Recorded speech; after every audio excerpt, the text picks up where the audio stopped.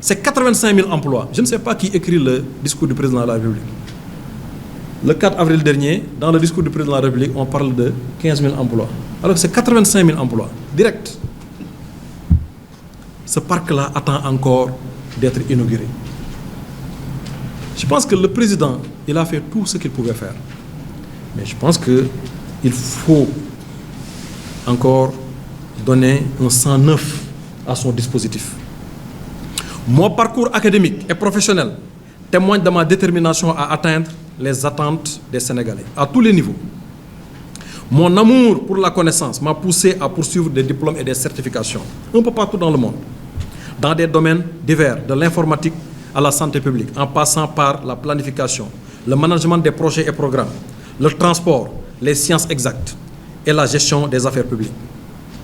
Je m'engage à mettre en œuvre cette diversité de connaissances pour résoudre les problèmes auxquels notre nation est confrontée et surtout pour saisir les opportunités de développement qui se présentent à nous. Ma carrière professionnelle de l'ingénierie à la direction des projets nationaux cruciaux m'a permis d'acquérir une expertise pratique dans la gestion des défis majeurs. Je suis déterminé à mettre cette expérience au service de notre nation pour créer un environnement favorable à l'innovation, à la croissance et à la transformation. Je parlais avec un inspecteur de travail. Il me dit, je suis prêt à t'organiser parce qu'il a écouté mes idées, de dire que pourquoi aujourd'hui les jeunes ne trouvent pas du travail. Est-ce qu'on se pose ces questions-là? De 2012 à maintenant, le taux de chômage a doublé. On est passé de 12 à 24%. Et pourtant, ce ne sont pas les diplômés qui manquent. C'est un problème d'insertion. Le président a mis en place le Conseil national pour l'emploi et l'insertion des jeunes. Mais le président ne peut pas présider ça. C'est un ensemble de ministères qui devaient se réunir régulièrement et pour donner des comptes rendus au chef de l'État. Ce conseil s'est réuni qu'une seule fois, depuis sa création par le chef de l'État. Regardez les textes. Entrez sur Internet, vous regardez, vous voyez que c'est un bon mécanisme qui a été mis en place par le chef de l'État, mais qui n'est pas mis en œuvre. Je pense que cette volonté-là, je parlais de l'inspecteur de travail avec qui je parlais, on va tenir peut-être bientôt une conférence. Il s'offre à organiser cette conférence-là. De telle sorte que un pays comme la Suisse, 70% des bacheliers, dès qu'ils sortent, ils peuvent travailler. Moi, je vous propose 50% des bacheliers, dès qu'ils sortent, ils vont pouvoir travailler dans les secteurs de transformation. Transformer toutes les potentialités du pays et pouvoir les exporter et créer un PIB intéressant pour le pays. Ce n'est pas impossible. Nous avons les ressources humaines. La compétition, elle est mondiale. L'ouverture maintenant du monde offre ces potentialités-là à ces jeunes-là. On n'a pas besoin d'être doctorant pour pouvoir aujourd'hui commencer à travailler. Or, c'est ce qu'on fait croire à notre jeunesse. Il va falloir qu'on révise notre curriculum d'éducation pour nous adapter au nouveau monde. Pour que chaque élève qui sort à partir de la terminale puisse trouver un emploi. Et c'est possible. Nous, de notre temps, avant de sortir de l'école d'ingénieur, moi, par exemple, le jour de ma soutenance, mon entreprise était là, mon DG était là. Parce qu'avant de sortir, j'étais déjà embauché. Parce que la demande est là et on crée les conditions pour pouvoir insérer les jeunes. Pourquoi ce n'est plus possible? C'est parce qu'aujourd'hui, les conditions d'insertion sont très difficiles ou inexistantes. Et moi, je promets aux Sénégalais, au bout de 700 jours, de pouvoir régler ce problème-là. Ma passion ne se limite pas à l'aspect professionnel. Mon engagement en collaboration avec des organisations telles que la Banque mondiale, les organisations des Nations unies, le Fonds mondial, reflète ma conviction profonde en la nécessité d'améliorer le bien-être de chaque Sénégalais. Je le dis tout modestement, dans le monde de fonctionnement de la Banque mondiale, j'ai beaucoup apporté. J'ai voyagé beaucoup avec des structures de l'État. Je disais souvent à la Banque mondiale, je ne voyage pas tant que vous ne m'offrez pas tant de billets pour que telle structure de l'État puisse partir pour voir ce qui se passe dans le monde. Parce que je vois que ce secteur-là ne bouge pas. Aujourd'hui, vous ne pouvez pas discerner le rôle du Fonds de développement des services universels de télécommunications au rôle de l'ADIE. Alors que le Fonds de développement des services universels de télécommunications aujourd'hui est primordial. Allez à Koloban Tangor par exemple. Vous n'allez plus avoir le réseau 3G. Alors qu'on est en train de dire que devant toute la presse qu'on a acquis la 5G. Or, la 5G aujourd'hui, c'est l'utilisation des objets connectés. Et les objets connectés s'utilisent mieux en monde rural que dans le monde urbain. Donc je pense que cette vitesse à la technologie devrait être remplacée par une satisfaction plus globale de l'offre au niveau du pays, pour que chaque Sénégalais se sente dans les offres qui sont fournies par des services de l'État, pour une démocratisation en tout cas des services de l'État. Mon programme vise également à protéger l'environnement en réduisant les gaz nocifs. Il faut qu'on protège la biodiversité. Le changement climatique qui s'opère dans ce monde-là, c'est-à-dire l'augmentation de la température à une longue durée, devient de plus en plus inquiétante. Vous voyez que nos hivernages aujourd'hui ne sont pas ce qu'on attendait. Parce que tout simplement, il y a une détérioration de certaines couches de l'atmosphère, de troposphère. Qu'est-ce qui se passe? C'est que les rayons du soleil qui parviennent au niveau du sol ne parviennent plus à s'échapper pour remonter. Et on assiste à quoi? C'est ce qu'on appelle l'effet de serre. Et qu'est-ce qui produit ça? C'est les gaz à effet de serre, comme le méthane, comme le soufre avec le fluor, comme le CO2. On accuse souvent le CO2, et pourtant en même temps, à Mbourkat par exemple ici, vous assistez à une déclassification d'une forêt. Cette forêt-là qui était censée pour absorber le CO2. Donc on a des volontés contraires dans nos politiques. À vouloir assister à des COP, COP 21, COP 22, COP 23, etc., à porter un discours, alors qu'en interne, aujourd'hui, on vit une globalisation, une mondialisation. Les pays qui polluent plus ne contribuent pas. Ce sont les pays industrialisés. On n'a qu'à fixer des quotas de pollution. Pour dire chaque pays, par exemple, vous avez 50, votre quota. On part avec le même quota. Le Sénégal qui pollue moins. Si les États-Unis polluent plus, le plus qu'ils polluent, on met ça dans un panier mondial. Pour essayer à aider nos pays aujourd'hui à faire les journées de l'arbre. Hier, j'ai vu que c'était la journée de l'arbre. Qui en a entendu parler ici? Pas beaucoup de monde. Parce qu'on plante un arbre, après on part. Alors que ça doit être une politique de tous les jours, une conscientisation des populations pour leur dire que d'ici 30 ans, on risque de ne plus avoir le bon air pour pouvoir vivre, le bon oxygène. C'est ça la réalité. On assiste à une urbanisation sauvage. L'indice de qualité de l'air doit être mesuré par le CETUD. Mais aujourd'hui, ce qu'on constate, est-ce que vous entendez un acteur gouvernemental parler de l'indice de qualité de l'air? Alors que nous sommes en train tous de suffoquer. On parle de politique à longueur de journée, alors qu'il n'est même pas sûr que d'ici 10 ans, nous allons être là. Nous ne savons pas ce que le climat va devenir. L'environnement devient une priorité centrale dans le gouvernement que je vais conduire. Je vais mettre en place le programme Seyou Ndaw-Nyi. Le Seyou Ndaw-Nyi, c'est la protection sociale en évitant la précarité chez les jeunes. Bon nombre de jeunes veulent se marier, mais attendre, l'État doit accompagner dans ce sens-là. Parce qu'un ménage que vous mettez en place, c'est une économie que vous créez. Parce que dès l'instant qu'il y a des enfants qui naissent, etc., c'est des hôpitaux qui en bénéficient, c'est des couches qu'on achète par là, etc. C'est une économie. Donc l'État doit investir pour récupérer derrière. Donc, dans le programme CUNDI, tout travailleur maintenant salarié qui prend une seconde épouse verra son salaire augmenter de 35%.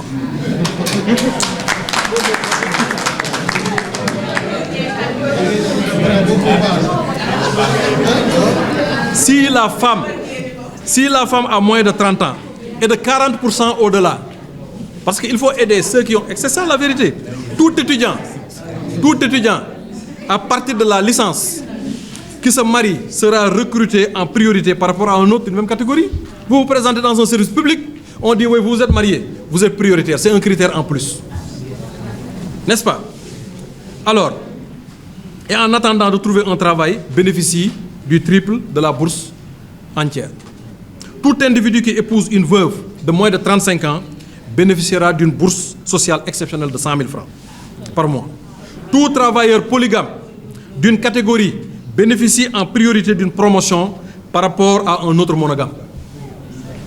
Toute personne non salariée est concernée et recevra un montant pouvant aller de 100 000 à 250 000 selon les critères qui seront communiqués basés sur le cas de mariage. Par exemple, un jeune qui se trouve en milieu rural, il a 10 hectares de terre. Il y a un programme de l'État dont le rôle, c'est de clôturer, mettre des forages, etc. Mais il est prioritaire. Il y a des services de l'économie des finances qui vont mettre en place des business plans pour voir est-ce que son projet est rentable. Il va être prioritaire, il va recruter des gens. C'est une économie qu'il faut créer autour de ces protections sociales. Donc je pense que toute étudiante mariée bénéficiera systématiquement d'une bourse exceptionnelle, mariage, et en plus éventuellement de sa bourse d'études. Donc c'est pour encourager la protection sociale. Et enfin, mes chers compatriotes, en vous adressant ces mots, je m'engage solennellement à être un leader au service de notre nation. Je ne ménagerai aucun effort pour promouvoir la croissance économique, améliorer les conditions de vie de nos concitoyens et offrir un avenir brillant à notre jeunesse talentueuse. Avec votre soutien et votre confiance, nous pouvons surmonter les obstacles qui se dressent devant nous et forger un Sénégal unifié. J'insiste sur le terme unifié. Le Sénégal est divisé aujourd'hui dans nos familles, dans nos mosquées, par la politique. Il faut un Sénégal unifié et prospère pour les générations à venir. Je vous remercie.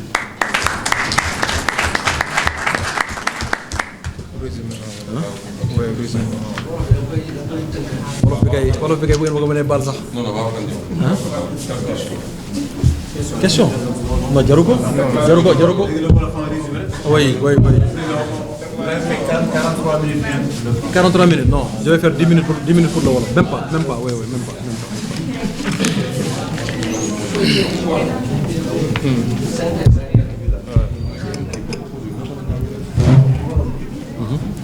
Non, Wolof bi rek ñu def Wolof rek ñu dem. Am question. Asalaamaaleykum mbooloo mi. Di sant ñëpp di leen gërëm ci seen teewaay. Di jàkkaarloog askanu Sénégal di wax ak ñoom ci instant yi nga xam ne taarix la ci suñu réew ñu am président de la République bu waroon mën a def 3e mandat jàkkaarloog askanam siggi pour jël rendez-vous devant l'histoire wax leen ne moom dootul def 3e mandat te yoon nag mayoon na ko ñu di ko ci gërëm di ko ci sant ndax bu ko defee ñun la ko defal bu ko defee ñun àdduna bi la ko defal mais Afrique la ko defal ndax xam nañ li xew Afrique bi mu waxee loolu mu ne nag ci biir parteem ak coalition képp ku bëgg présenté wu à la magistrature suprême na nga déclaré wu man Pape Alioune Diallo ma bind ko lettre moom président de la République en bonne et due forme avec décharge ne ko man kat yëg naa ne am na loo def Sénégal te bi ma xoolee man sama profil dafa méngoog sa profil ak suñuy jaar-jaar ba tax na sénégalais yi bëgg nañ nga continuer li ngay def bi ma xoolee ña nekk sa wet yëpp xool sama bopp gis naa ne man maa gën a répondre ci profil dama def benn table diagnostic gis ne man waxuma maa ci gën a yey de dama ne man maa gën a répondre ci profil bu nuroog président Macky Sall pour jël réew mi yóbbu ko fi sénégalais yi bëgg ndax man damaa dugg convergence des cadres républicains am carte numéro 249 accompagné président de la République ci bataayam yépp bataay yooyu ñoo tax tey jii bokk na ci li tax mu toog ci bopp réew mi may fàttali yéen témoin ngeen bis bi ñuy fal président Macky Sall boobu ñu ngi ma téye commissariat maa ngi yëge ne président falu na ñu ngi ma téye commissariat bi ñu président di prêter serment benn bët laa doon xoole ndax dañu toj sama bët bi boobu temps bu ñuy wax impunité léegi ma dem 1h du matin hôpital régional dem porter ji plainte mujjul fenn ñu tuur suma deret donc kon metti woon na ci condition yi ñu àndoon ak président Macky Sall ba teg ko fi ñuy sant yàlla nag bi nga xamee ne liñ doon xaar ci moom ci réew mi def na ci lu bëri ñun ñuy xalaat ne am na lu des ci li nga xam ne man war naa ko mën a continuer suñuy statut parti ak charte yi li mu wax mooy bu ñuy tànn dañ ko war a tànn de façon démocratique mais li ñu gis mooy dafa tëju ak secrétariat exécutif national ñooñu ne ko président koo ñu tànnal baax na te xam nañ ne ñooñu ni ñu leen tànnee du élection représenté wu ñu base bi sur quelle base lañ naan président tànnal ñu ñun loolu doyuñu ndax ñooñu gis nañ ne président du wax mukk waaw ba ñu ne déet du wax mukk déet ba ñu ne waaw bu waxee ñaari ñu ne ko wii ak non kon nag ñun ñu taxaw ne secrétariat exécutif boobu matewul pour taxaw président ne ko président tànnal ñu ndax tey jii choix wu président yi mu mës a def yëpp ñun mësuñu ko contesté mais gis nañ ne fii à Thiès bu ñu ko jëlee dañoo dellu ginnaaw bu ñu ko toppee ci choix yooyu ci électorat bi 42% la ñu amoon en 2014 tey jii bu ñu àndee ak mburoog soow réew mi amuñ sax 35% yu mat kon loolu problème la tey jii réew mi dem na bu ñu ko nee nii teguñu ku mel ne man bi nga xam ne moo participé woon ci 42% yi te bañ may bedd ba léegi ñu ngi wàcc kon nag coalition bi xam leen ne bu ñu tegee keneen ku dul man le risque est grand aux élections loolu dama koy wax ci kaw les sénégalais ku mel ne man la ñuy xaar bopp bu bees la ñuy xaar donc nag maa ngi xaar di ci am yaakaar ne président dana toog waxtaan ak man ñu xool naka la ñu mën a yore réew mi après 2024 2024 c'est bientôt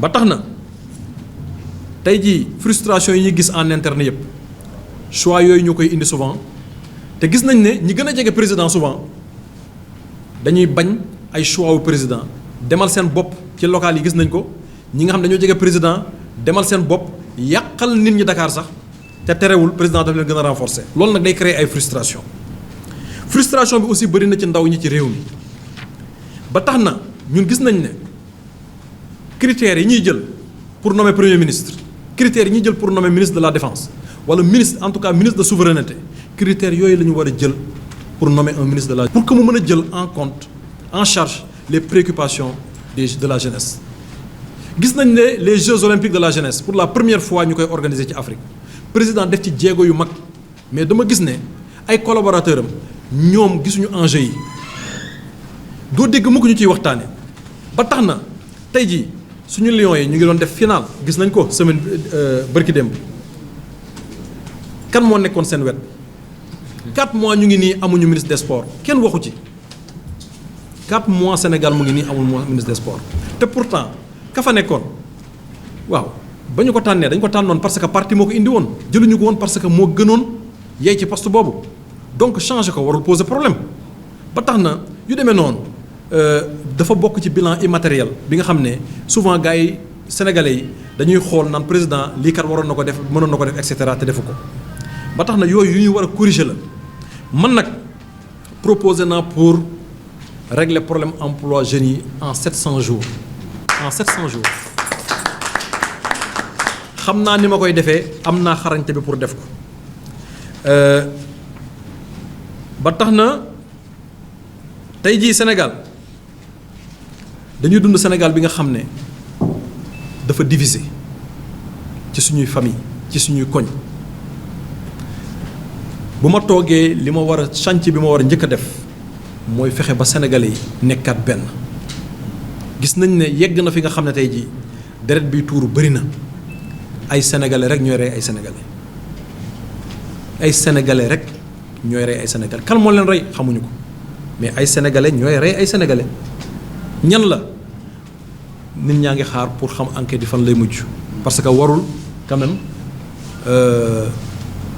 waruñu ko bàyyi noonu war nañu xool ñi dee lu tax ñu dee ak ñan ñoo leen rey te génnul ci suñu biir loolu day tax dafay defaraat lu bëri réconciliation nationale donc loolu man dinaa ci taxaw ñu bañ di voter rek sénégalais parce que diw ñoo bokk koñ diw ñoo bokk kër diw kat xam naa kaka xam bu ma ko votelee kat mën naa cee am dara loolu ñu gis ne clientélisme politique bi aussi handicap la ci suñu gouvernance da ngay gis ku am mérite damay gis ku mel ne Fallou mi par exemple am na master am depuis 2013 man lay àndal ci politique bi parce que man lay àndal ci politique bi kenn du ko dugal ci biir appareil loolu dafa ñaaw pendant ce temps yi nga xam ne amuñu diplôme tey jii ñu ngay tëj ko bureau ko tijji dafay tax sous-emploi bi dafay gën a yokk te sous-emploi boobu ñun am nañ ci ay xalaat yi nga xam ne war nañ ko mën a def si suñu programme danañ fexe ba nga xam ne jeune bu am baccalauréat professionnel dina bëri lool 50% des jeunes bu ñu amee baccalauréat dinañ mën a liggéeyal seen bopp comme ni ñu koy defee ci yeneen réew loolu bokk na ci suñu programme. léegi gis nañ ne Sénégal tant que nit bokkul ci gouvernement wala mës a liggéey ci gouvernement rek wala nga am xaalis rek duñ ne diw mi kat war na ma nekk président Sénégal nañu génn ci loolu moo ñuy yóbbu souvent ci ay désillusion ñuy toog naan ah ñun kat bu ñu yëgoon ñoom ñëpp a yem déedéet ñëpp yemuñu nañu xool ki nga xam ne fu mu jaar daf fay liggéey bu mucc ay am impact ci ñi muy liggéeyal ci loolu nag man sama parcours professionnel ci loolu la satisfaire les besoins des populations ci laa mës a liggéey def naa santé 9 ans liggéey naa ci Banque mondiale liggéey naa ci Organisation des Nations Unies ba léegi sax maa ngi liggéey ak ñoom Fonds mondial yooyu yëpp dañ lay wax satisfaction du bénéficiaire programme boo teg rek dañ naan satisfaction bénéficiaire or tey ji gis nañ ne président de la République li mu def ci jeunesse man témoin laa ci li mu def ci xaalis ci jeunesse benn président boo dajalee Abdou Diouf Abdoulaye Wade Senghor boo leen dajalee ñoom ñëpp laa wax nga jël bu président Macky Sall balance bi day daanu li président Macky Sall def mais jeunesse bi ñu gën a yuuxu tey jeunesse bi rek ngay gis bokkuñ ci benn parti politique mais ku mer ñu toppale la sa mer amuñu carte politique xëy na amuñu sax carte électeur mais ku mer ñu merle la parce que la jeunesse est fatiguée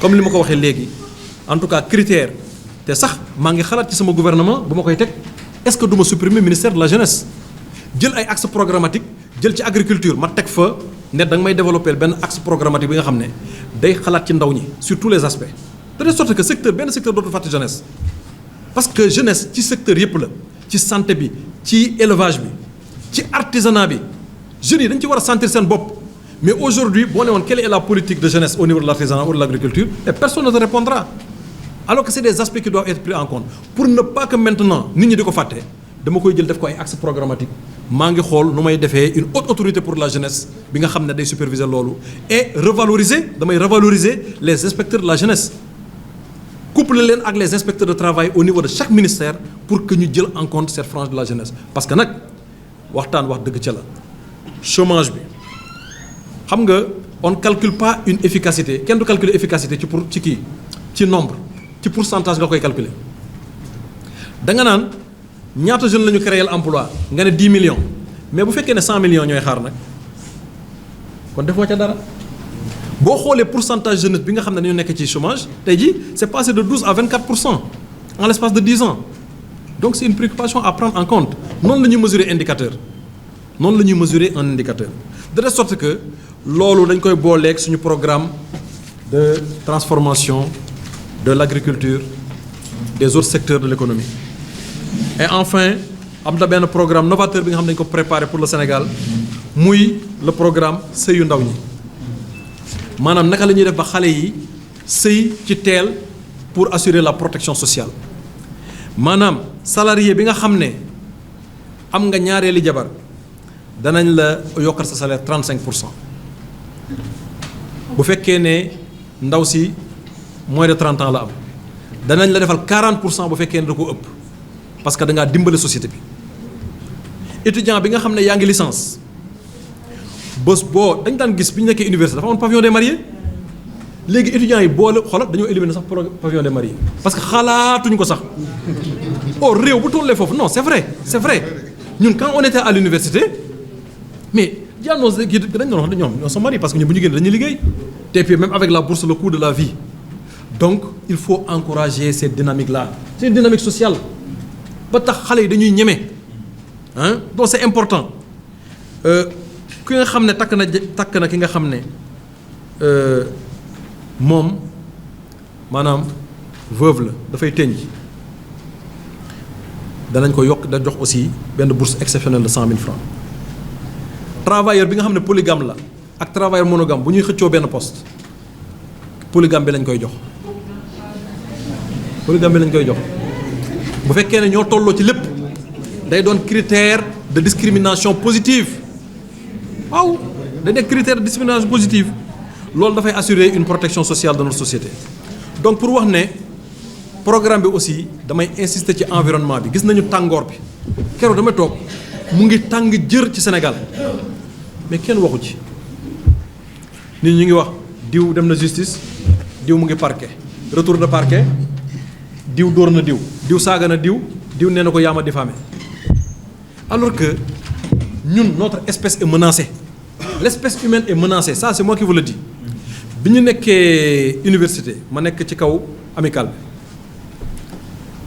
dama ne département bu nekk nag ñu defal benn thème waa science naturelle defal ñu la biodiversité est en péril c'était en 1999 biodiversité mooy lan mooy maanaam espèce yëpp muy animal végétal ak marine ak seen écosystème loolu mooy biodiversité mais biodiversité boobu tey la gën a nekk en péril parce que tout simplement man dinaa exiger ci sama programme dama ko wàcc fàtte wax ci français bi que acteurs économiques yëpp ils vont être imposés dañu leen di imposer suivant les conséquences yi ñuy def ci nature bi par exemple ku yor boulangerie mais li ngay émettre ci CO2 mais foog ñu taxer la ko parce que keneen mu ngi yor entreprise avoir moins d'émissions de gaz et pourtant yaa ngi koy polluer donc yooyu c'est pour encourager les gens à avoir une bonne attitude environnementale.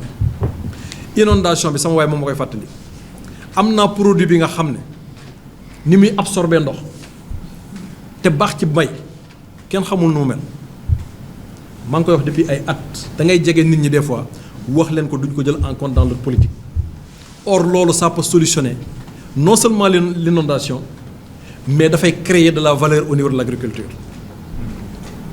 donc yooyu yëpp dafa bokk sama programme nag danaa ko maa ngi continuer di ko bind danaa ko partager ak la presse ñoom ñëpp ñu daal di koy gis di leen gërëm encore une fois di leen sant di leen wax ne daal bu ngeen ma dénkee réew mi incha allah di ngeen gis changement yu majeur